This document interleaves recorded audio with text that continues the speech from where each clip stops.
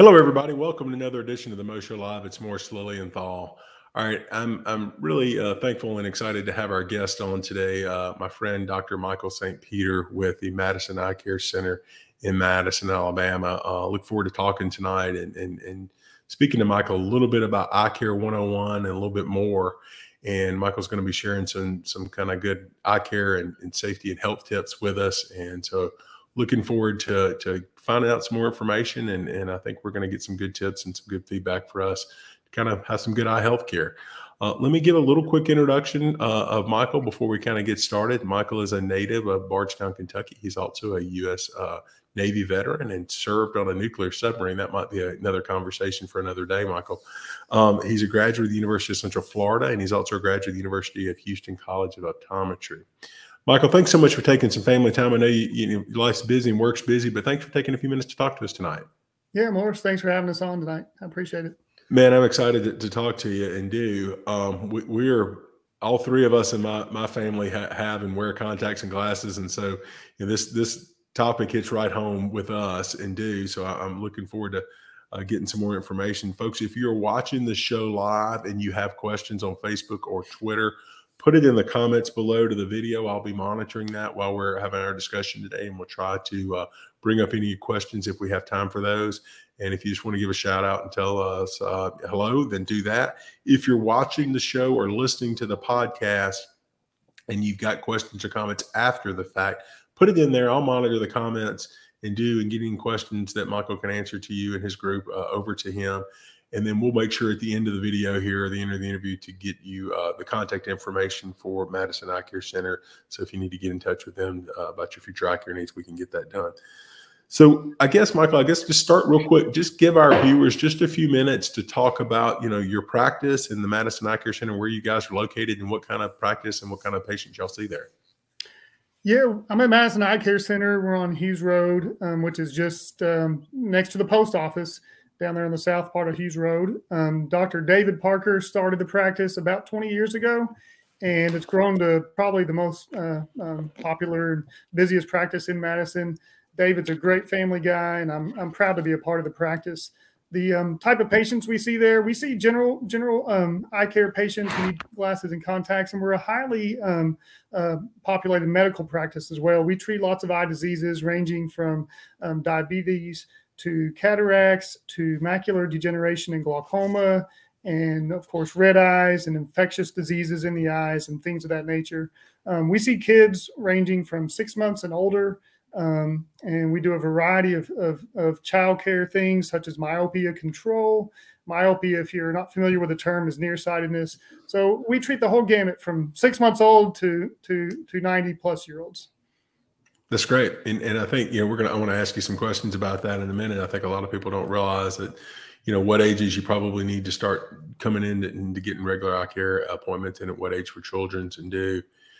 Here real quick, let me share this real quick. So there's our buddy, Dennis Sanders, says hello. And he's off to the Madison Rotary Club holiday party that you and I are skating tonight. You have a good reason. And,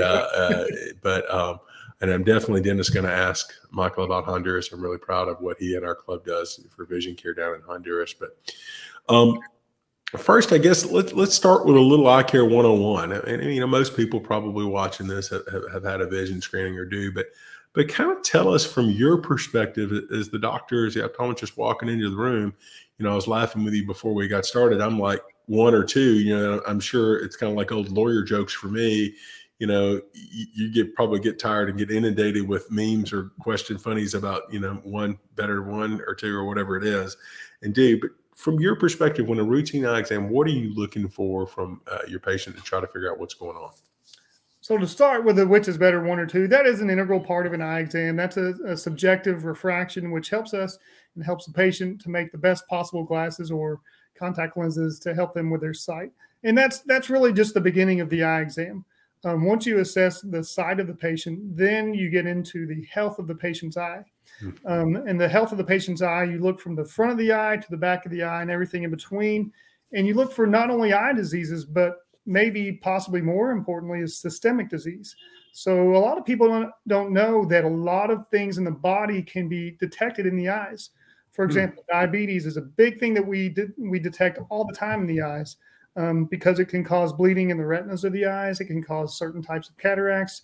We also look for cardiovascular disease. So that's one of the things that we screen for every day and catch big potential problems. So getting an eye exam is not only important for your vision, as most people think, but it's also important for your whole body's health, because the eye is the only place in the body that you can look directly and visualize blood vessels and the optic nerve. So a cool thing about the optic nerve is it travels all the way through the middle of the brain. So if there's anything in the brain causing neurological disease, it's possible to detect that in the nerve in the eye. So that's one of the important reasons to get a regular eye exam. You know, it's funny because, you know, I don't think I wouldn't have thought about that. You know, and now it kind of makes common sense that you're looking for that. And I know from some of your presentations that some of the things you've talked about in our Rotary meetings when in your trips to Honduras about what y'all have discovered about health.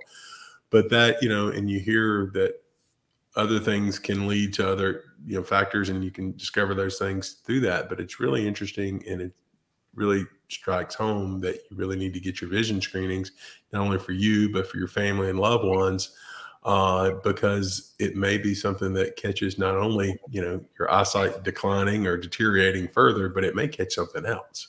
Yeah, and for sure. That's super important. So what are some, you know, when you go in, you mentioned diabetes, but what are some common eye issues that, as I sit here, and maybe it's just having the eye doctor on my show making my eye itch, but what is the what are some common symptoms and things that you're looking for and that you're seeing in you know, in a week or month's worth of eye exams at your practice that we may want to be on the lookout for? I'd say by far the most common thing that we see as far as eye conditions or diseases go is dry eye disease. In the age of digital devices where we're staring at screens all day, when you're looking at a device or a screen, you don't blink as much, your eyes dehydrate, they dry out, and your eyes burn and sting. And while it seems like a mild condition, it can be quite debilitating for a lot of people. So dry eye disease is probably the most common. Other things that we see commonly, of course, are allergies and itchy eyes, like you mentioned. Yeah. Cataracts. As people get older, cataracts are universal. So everyone gets cataracts as you get older. And what is, Michael, can you tell our audience what a cataract is in kind of layman's terms? Yeah, Morris. Cataracts are a clouding of the lens in the middle of the eye. So in the middle of our eyeball is a lens that we use to focus. When we're born, it's crystal clear. Through our midlife, it's crystal clear. Usually around 50 to 60, it starts to get cloudy, and it's universal. So everyone gets cataracts as we get older, and eventually you will need cataract surgery. So that's one of the very common things that we detect and refer for cataract surgery. Got a little shout out from the family there, and we appreciate y'all sharing Michael with us. Happy birthday, honey! I love you. Yes, and yeah, I made the mistake of scheduling us on her birthday. I'm sorry. I love you. And I'm sorry for doing that. My apologies, ma'am. But thank you for allowing us just a few minutes with Michael to share some knowledge. You know, what are some things if we have, you know, dry or itchy eyes or something like that? Is there a specific anything over the counter we can do? Or if we're having allergies, do you recommend just talking to your optometrist or your family doctor first, or can you try some kind of drops or some allergy medicine? Yeah, kind of what are some thoughts we can do? One of the underlying causes, especially with device use, which we all do all day, is computers and phones and et cetera, is your blink rate slows way down. So being conscious of your blink rate. And I know that's something that's easy to say and hard to actually do because you don't think about blinking, but there's a general rule called the 20-20 rule, which is every 20 minutes of device use, set an alarm on your phone if you have to and look away for 20 seconds. You know, look off in the distance, relax your focusing, and blink and move, get your tears moving. And if you do that, you know, basically 3 times an hour throughout the day, that can drastically help reduce end of the day symptoms related to device use. Of course, there's artificial tears you can use over the counter. And by the time your eyes are burning and stinging, that represents inflammation coming into the eyes. So if you get to the point where every day, every couple hours, your eyes are burning, it's good to use an artificial tear prophylactically every 3 to 4 hours, 3 to 4 times a day to help prevent the inflammation that follows from dryness. Because that's a lot of thing about people don't understand about dry eye disease is it is a disease and it causes actual inflammation that we can see as eye doctors on the front of the eye. So it is something you want to stay in front of. That's great advice because, I think we're all cognizant in a lot of respects of that we're all on our screen time. I don't know that I like or enjoy or I despise the fact that I get a notification on, I think it's Sunday nights or something, about how much screen time I had that week in my That's right. iPhone. And it's kind of disheartening to see how much I may be on my phone. But I don't think about that. I've never thought about that I need to look away after every 20 minutes for 20 seconds. So that is a great tip that, anybody can Yeah, be and really, cognizant of. if you can do it, it really makes a big difference at the end of the day.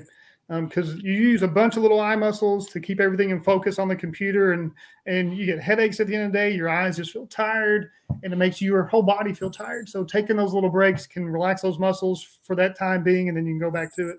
So Let me ask this. This just occurred to me. So, I wear contacts typically, and then, on some days I'll change it up, and everybody at the office tells me how intelligent I look when I wear my glasses, and I want to laugh and say, well, what do I look like on the days that I have my contacts in? But in all seriousness, is there any type of just general advice for somebody who typically prefers to wear contacts? Should we change it up, and wear our glasses some to give our eyes a break that, or does that really make a difference as long as we're taking them out regularly?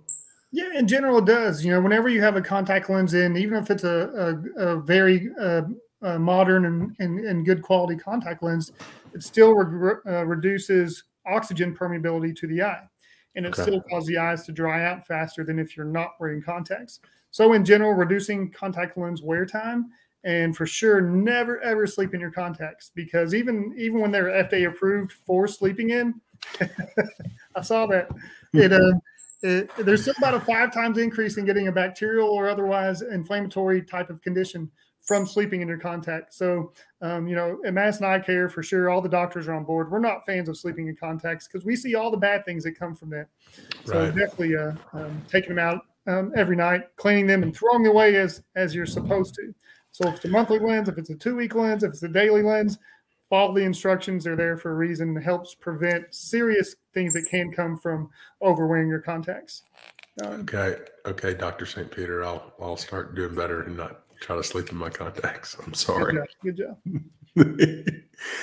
Well, folks, if you're just joining us, our guest today is Dr. Michael St. Peter with Madison Eye Care Center, and we're kind of been talking a little bit about Eye Care 101 and what he's looking for when you're coming in for a vision screening, and some, using your screen time and being cognizant of that, and contact uses. I guess, Michael, one of the things that I really wanted to talk to you about, and that I think, as we get older as adults, and we certainly are cognizant of what's going on with our eyes, probably more so than children are. And so I really wanted to spend a few minutes and ask and let you talk to our audience a little bit about vision care for children. And I know, as a parent yourself and a parent for me, that's something that, we may have thought about a little bit, because you're an eye doctor and I've had vision problems and my wife has, but I think a lot of parents don't think about this until it's a little later. And I know there's been some initiatives in the country, in Alabama and in other states, to try to bring more awareness to this. But talk a little bit about, you mentioned on it earlier, when parents should really first start thinking about getting vision screenings for their kids, and how often they should get their kids screened. Absolutely. At Madison Eye Care and the American Optometric Association, we recommend an eye exam at 6 months to a year old as your first eye exam. About 1 in every 4 children have some sort of eye condition that needs treatment or attention.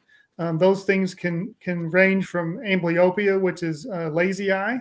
So some kids see perfect out of one eye and terrible out of the other, and that's never picked up on in a screening, because they see fine, right? They see the TV fine, but if you cover their good eye, boom, all of a sudden they can't see very good. So that's something that can be fixed if you catch it at an early age. And as far as how often kids should be checked, we recommend 6 months to a year for their first exam, and then 1 to 2 years thereafter until 5. And then if they have a condition at 5, then of course every year. One of the big things we're seeing in children these days, and this is in every modern country in the world, America, Western Europe, and Eastern Asia, kids are becoming nearsighted at an alarming rate. The percentage of kids that are going to be nearsighted is going to double in the next 20 years. And not only are they becoming nearsighted, but the rate at which they are is ramping up greatly. And And to be clear to our audience, nearsighted means you can see things near, you're having problems seeing with distance. exactly. Okay. And not only is that a vision thing, but that's a medical thing that we have to be aware of. And most people don't understand that there's a link between that. But as you become more nearsighted, the eye grows longer and longer, and the retina, which is the back lining of the eye, gets stretched thinner and thinner. And as the retina gets stretched thinner, there's an increased likelihood of retina detachments, retina tears, glaucoma, and lots of other eye diseases. So we have methods now to intervene at a young age and slow down the progression of nearsightedness. And by slowing that down, you actually physically slow down the growth of the eyeball. And that helps to prevent those eye diseases that go along with becoming highly nearsighted. So that's something that's back 10 years ago, even eye doctors would just watch kids go from -1 to -2 to 5 to 6 to 10. And there's nothing you could do about it. But now we can prescribe eye drops that have been clinically proven to slow down that progression. And that's a game changer because we can actually help kids now from getting those eye diseases that before we just watched them happen and there was nothing we could do. So that's huge in our profession. That's fantastic. I had no idea beforehand, and I would just tell folks, I'd encourage you, from my personal story with our son is that we were going for the routine eye exams and things through young age and then kindergarten and first and second and so forth. And then COVID happened and he was in the 4th grade, as I mentioned to you before we went live, and he'd had a vision screening probably a year before, and then COVID and everything was going on. And when, they were home, all the kids were home for COVID, the first wave of it there. And then they go back to school that second semester. And one of the teachers comes up to my wife where the kids go to school, or her son goes to school, and where she's a teacher as well, and said, Wyatt's having trouble seeing the board. I can tell the way he's acting and doing, he can't see the board as well. And so we got in to see the eye doctor and got it checked. And lo and behold, Michael, his vision in just probably 14 or 15 months had changed that much. And we didn't notice at home because he was just on the screen doing his schoolwork and doing everything else. But when he got back in an environment where he had to have a little bit more distance seeing, and we also realized the reason that he was probably dropping the baseball in the outfield and stuff, I mean, it was overnight once he got glasses that he went to where he could hit the ball and catch the ball better. Man, I'll tell you, Mo, we are seeing that every day where kids who weren't nearsighted before COVID came, they're spending all day indoors looking at screens, and boom, they're becoming highly nearsighted just like that. And that's what all the research correlates with is the more time you spend indoors, the more time spent on screens, it actually triggers the eye to grow longer and become nearsighted. So that's something for parents also to be aware of is, screen time is not only mentally something to think of, but also to help their eyes. So reducing screen time is definitely a good thing, which is hard in the age of COVID, of course. It sure is. Well, and like I say, you try to do it for sometimes school purposes, you need to do it. And which, there's benefits to that, a lot of kids to do that and do, but it's certainly some side effects and do. But, we mentioned some things with kids and we talked about the nearsightedness issue there. Are there other things? Is there other things, it's headaches or talking to their teachers or sports or whatever we can look at to kind of be on the lookout to see if they're having vision issues, or should you be, monitoring or doing some home testing or something to check, in terms of just little things to see if you notice that you could pick up on to maybe get them back into the eye doctor? Yeah, I mean, one thing that we see quite often is, well, my kids had their eyes checked every year with their pediatrician. They do their eye exam at the pediatrician and they're fine. They do a screening at the pediatrician, which is great because they catch a lot of problems. On the other side of the coin is they miss a lot of problems as well. So really getting in with a qualified eye doctor is extremely important for your children, just to ensure that they don't have some underlying thing that can be missed by a screening at the pediatrician's office. Other than that, no disrespect to the pediatrician, but that's not not at all. I mean, that's not I love that's the not screenings. quite their specialty. No different with me. If you call me about a criminal matter, I'm licensed to handle criminal law, but that's not what I do for a living, and I would refer you to somebody else. Exactly. And like I said, the screenings, they do pick up on a lot of potential problems. So I'm very grateful for them, but they can miss a lot of things too. So it's a good idea to see a qualified eye doctor to get your children checked as well. Yeah. Here, we've got my friend Parar Joseph saying we got some great info, and he says about to become the bad parent now. I think he's talking about think he's talking about screen time there. And so, Yeah. So I think we're all bad at that, honestly. And so his son may be losing some screen time here. And then we got Leo McIntyre saying telling you that you're right on there. So, folks, thanks for tuning in. If you've got any more questions or comments, please leave them here for us. We'll get to them. As we get towards the end of the interview here, Michael, I would love to, as Dennis pointed out, and I'll talk to you about, I'm just, proud to be in Rotary Review. And I think you and I are both proud Rotarians in the work that we do, not only in the Madison and Huntsville and Madison County area, but Rotarians around the world do. But specifically with our club in Madison, that I know you and others in our club are worked on an international project down in Honduras where you've done vision screening. And I'd love for you just to take a couple of minutes to share with our audience what you and the club have done over the last several years and with what the mission is and what you're finding. And it kind of gives some perspective on how fortunate we really are here in the U.S. to have the access to healthcare that we do here that they don't down there. So take a minute and share that with us.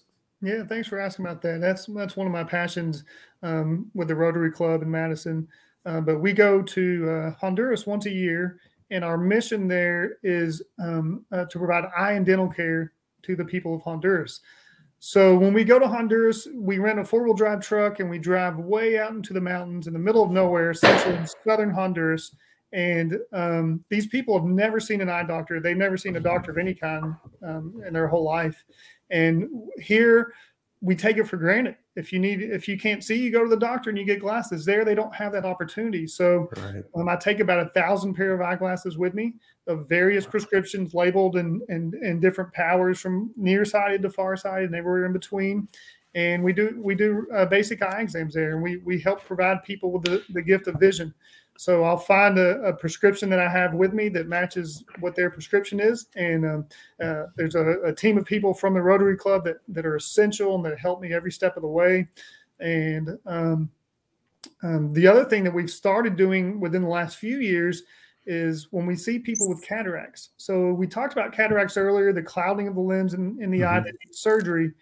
In the USA, you have cataracts, you go get surgery, and a week later you have perfect vision again.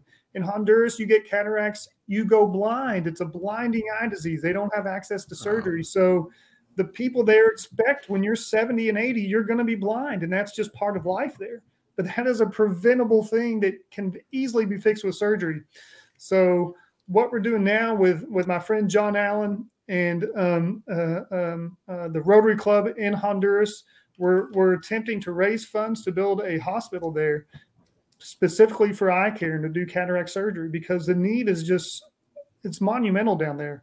They're closer to the equator, extra UV, more UV radiation accelerates cataracts. And everybody I see that's in their 80s down there is almost blind from surgery, and I can't help them with glasses. Blind from cataracts. Right. So trying to get them cataract surgery is huge. And we've been going every year since 2013 and typically see about 1,000 patients in a week. So that's pretty crazy. About 5 days, we see about 200 a day. So yeah, it's good stuff. It's totally inspiring. And I know it's a passion for you and the others in our club and I have not had the privilege to go down yet, but I hope to soon. And it's, I'm just proud of what you're doing and what other members of our club, because you're really making a difference in these people's lives. And to let people know, when you're identifying, not just people with glasses, and you're fortunately able to give a lot of those glasses that you see, but if you're identifying serious eye issues that we talked about earlier in the interview, you guys are working with the Rotary Club down there, trying to get those people in to get seen by somebody down there to treat those issues. Absolutely. And last year I was there, the year before COVID, I guess. And we had a guy who had these severe headaches, and he had this big swollen nerve in the back of his eye. And that tells me he probably has a brain tumor. So like, hey man, it's not just headaches. It's not just blurry vision. You probably have a brain tumor. And we worked with the Rotary Club to get him help. Lost touch. I'm not sure what happened to that young man. But we work hard to really try to get him connected with somebody who can help him. Yeah, for sure. We've got a question here, and let's see if you can give us some feedback on this as we get ready to wrap up, Michael. So Parar said he's noticed his vision is different at night. During the day, I need to wear my glasses to read, but at night I have to take my glasses off to do the same thing. Why is that? Can you give us any feedback, just general feedback on that? Yeah, so at nighttime, in general, in dim light, the pupil naturally gets bigger. And as the pupil gets bigger, it changes the focus in your eyes. So typically people see a little bit better in the daytime when their pupil is smaller Okay. and worse at nighttime when the pupil is bigger. It can cause glare at night and things like that. So that's pretty common. Yeah. Okay. Well, I think, and I assume as you probably get tired through the day and do that, probably affects your vision. And I always, I hear a lot of people say, "Well, I don't drive at night anymore," That's kind of right. thing, and do, and especially maybe Yeah, bad so drivers all or the things things. we talked about earlier, the dryness and the fatigue of staring at screens all day, that can wear on you as the day goes on. All your eye muscles Right. fatigue and your eye dries out, and that can affect the nighttime vision, especially. Yeah. For sure. Well, Michael, I want to be cognizant of your time. I know you got family life you need to get back to, and your wife's birthday. Beth, again, happy birthday! Thank you for allowing Michael to take a few minutes to spend with us and share. Michael, you've shared some great stuff, folks. If you're just tuning in, go back and catch the beginning of this interview. The 2020 rule was something fascinating for me, and some of the other things that you shared and do that I just wasn't aware of, and a reminder of also how important your vision screening is, not just for your eye care, but for your general health care, and do just to make sure that it can catch so many other things. Michael, if people need to get up with you or your partners over there at Madison Eye Care Center, tell us how they can get up with you. Yeah, so we're at Madison Eye Care Center on Hughes Road, like I said, next to the post office. 461-7100. If you want to give us a call, set up an appointment, we'd be happy to see you. So thanks for tuning in, everybody. I appreciate it. Absolutely, Mike. I'll put in the comments below, everybody. I'll put a link to their website. They've got a pretty good website that I pulled Michael's contact information and background and everything on. So we'll put that in there for everybody to see. But Michael, thanks so much, and we'll see you soon, my friend. Take care. Thanks, Mo. Take care, bud.